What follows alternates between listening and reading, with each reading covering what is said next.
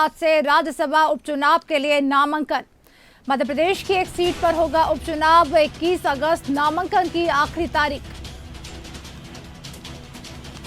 बता रहे हैं खबर भोपाल से। मध्य प्रदेश सहित 9 राज्यों में राज्यसभा के लिए होगा उपचुनाव। 22 अगस्त को नाम निर्देशन पत्रों की समीक्षा। नाम वापस लेने की आखिरी तारीख 26 अगस्त होगी। मतदान 3 सितंबर को सुबह 9 से लेकर शाम 4 बजे तक। 3 सितंबर को ही होगा परिणाम घोषित।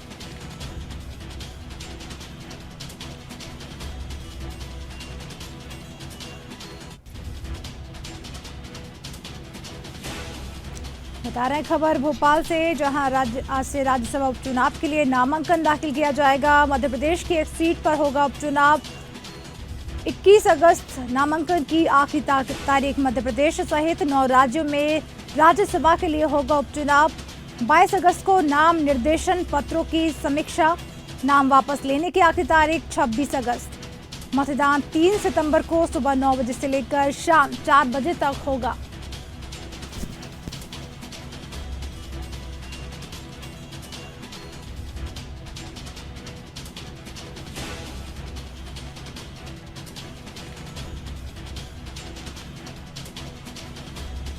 बता रहे हैं खबर भोपाल से।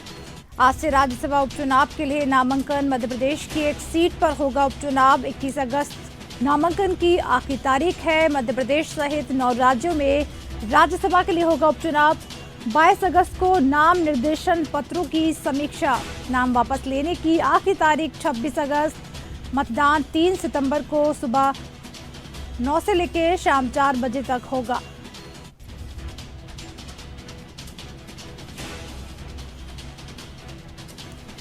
बता रहे हैं खबर मध्य प्रदेश से, जहां राज्यसभा उपचुनाव के लिए नामांकन दाखिल किया जाएगा। मध्य प्रदेश की एक सीट पर होगा उपचुनाव। 21 अगस्त नामांकन की आखिरी तारीख है। मध्य प्रदेश सहित 9 राज्यों में राज्यसभा के लिए होगा उपचुनाव। 22 अगस्त को नाम निर्देशन पत्रों की समीक्षा। नाम वापस लेने की आखिरी तारीख 26 अगस्त।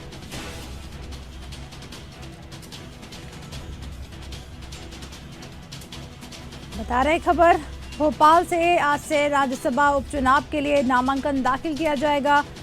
मध्य प्रदेश की एक सीट पर होगा उपचुनाव। 21 अगस्त नामांकन की आखिरी तारीख।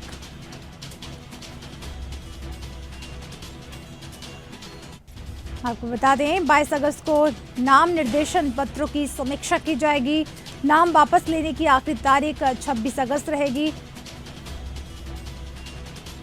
न्यूज रूम से हमारे साथ जुड़ गए हैं इसी खबर पर हमारे संवाददाता प्रखर जैन। प्रखर, आपसे जानना चाहेंगे, आज से राज्यसभा उपचुनाव के लिए नामांकन दाखिल किया जाएगा, क्या ताजा अपडेट है इस खबर पर? देखिए, बिल्कुल अनुराधा, आज से अगर बात की जाए तो राज्यसभा उपचुनाव जो 9 राज्यों में होने हैं, 9 राज्यों की 12 सीटों पर होने वाले इस उपचुनाव, राज्यसभा के इस उपचुनाव के आज से नामांकन शुरू होंगे। बात की जाए तो मध्य प्रदेश की, अगर बात की जाए तो मध्य प्रदेश की एक खाली हुई राज्यसभा सीट पर नामांकन किया जाएगा, क्योंकि अगर बात की जाए तो ज्योतिरादित्य सिंधिया जो मध्य प्रदेश के राज्यसभा के सांसद थे, उन्होंने लोकसभा चुनाव लड़कर केंद्र सरकार में मंत्री के रूप में भी शपथ ली थी और इसी के चलते जो है उनकी राज्यसभा सीट खाली हुई है। और अगर बात की जाए तो निर्वाचन आयोग की तरफ से जो कार्यक्रम इस राज्यसभा उपचुनाव के लिए जारी किया गया, उसके मुताबिक आज से राज्यसभा के उस उपचुनाव के लिए नामांकन शुरू होगा। बात की जाए तो लगातार मध्य प्रदेश में जिस तरीके से बात की जो विधानसभा की स्थिति है, विधानसभा के अंदर दोनों ही पार्टियों की स्थिति है, उसके हिसाब से अगर बात की जाए तो कहीं ना कहीं उपचुनाव की सरगर्मी तेज होती हुई दिखाई देगी। हालांकि अगर बात की जाए आज से नामांकन जो प्रक्रिया शुरू हुई है वो 21 अगस्त तक चलेगी। 22 तारीख को उन नॉमिनेशन फॉर्म्स की स्क्रूटनी के बाद जो है 3 तारीख को 3 सितंबर को चुनाव होगा और उसी दिन इस उपचुनाव के नतीजे भी सामने आ जाएंगे। हालांकि अगर बात की जाए तो जिस तरीके से विधानसभा की स्थिति है, चूंकि जो वोटिंग होगी वो विधानसभा की जो संख्या है, बल संख्या है, उसके आधार पर ही इस राज्यसभा के उपचुनाव के परिणाम तय होते हुए नजर आए। जाएंगे। ऐसे में अगर बात की जाए मध्य प्रदेश की इस सीट पर जहां जो बीजेपी से ही खाली हुई थी, कहीं ना कहीं जो संकेत मिल रहे हैं, कहीं ना कहीं जो स्थितियां बनती हुई दिखाई दे रही है, एक बार फिर से वो बीजेपी के ही पक्ष में जाती हुई दिखाई दे रही है, यानी कि बीजेपी इस सीट को रिटेन करती हुई दिखाई दे रही है। क्योंकि अगर बात की जाए तो 230 विधानसभा वाली जो मध्य प्रदेश की विधानसभा है, उसमें से 164 सीटें जो हैं वो इस समय बीजेपी के पक्ष में है, एक निर्दलीय के पास है, वहीं एक सीट पर उपचुनाव होगा। तो ऐसे में अगर बात की जाए तो जो स्थिति है वो इस समय बीजेपी की यहाँ पर मजबूत है। ऐसे में माना जा रहा है कि ये सीट एक बार फिर से ज्योतिरादित्य सिंधिया की जो बीजेपी के पक्ष से खाली हुई थी, एक बार फिर से वो बीजेपी के पक्ष में जाएगी। हालांकि दोनों ही पार्टियों की तरफ से अभी तक किसी भी आधिकारिक प्रत्याशी के नाम की ऐलान नहीं किया गया है, लेकिन अभी 21 तारीख तक का समय बाकी है, 21 तारीख तक नॉमिनेशन होना है। तो ऐसे में माना जा रहा है कि दोनों ही पार्टियों में लगातार मंथन चिंतन का दौर देखने को मिला। जानना चाहेंगे, जिस तरह से आपने बताया कि बीजेपी से सीट खाली हुई है और बीजेपी के ही प्रत्याशी यहां आएंगे, किस तरह से उत्साह देखा जा रहा है राज्यसभा उपचुनाव को लेकर, क्या तैयारियां देखी जा रही हैं?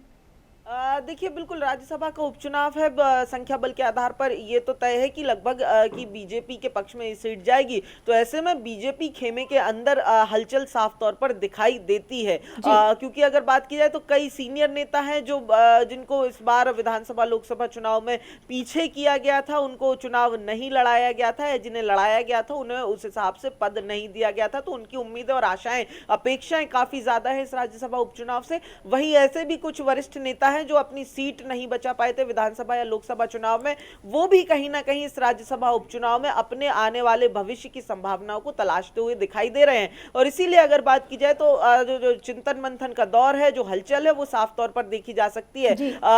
खास तौर पर अगर बात की जाए इस एकमात्र खाली हुई राज्यसभा सीट को लेकर ऐसे नेताओं में भी हलचल है जो बीजेपी में विधानसभा या लोकसभा चुनाव के पहले कांग्रेस से जो है शिफ्ट हुए थे, यानी कि दल बदल करके आए थे, जिनमें खास तौर पर अगर बात की जाए सुरेश पचौरी जो कांग्रेस के बहुत वरिष्ठ नेता थे, फर्स्ट लाइन लीडरशिप में जिनके नाम काउंट होता था, वो बीजेपी में शामिल हुए थे।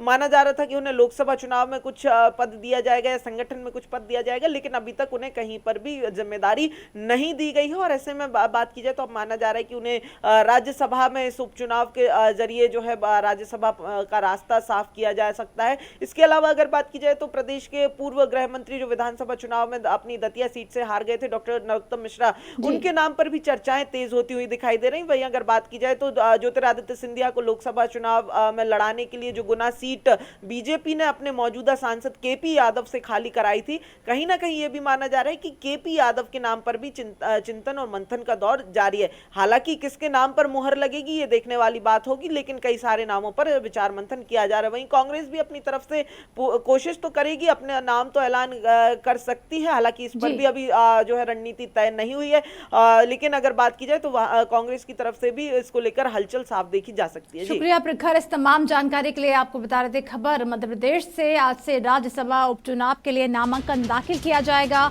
मध्य प्रदेश की एक सीट पर होगा उपचुनाव। 21 अगस्त नामांकन की आखिरी तारीख है।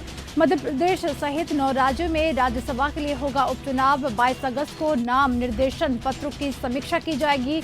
नाम वापस लेने की आखिरी तारीख 26 अगस्त होगी। मतदान 3 सितंबर को सुबह 9 बजे से लेकर शाम 4 बजे तक होगा। 3 सितंबर को ही परिणाम घोषित किया जाएगा।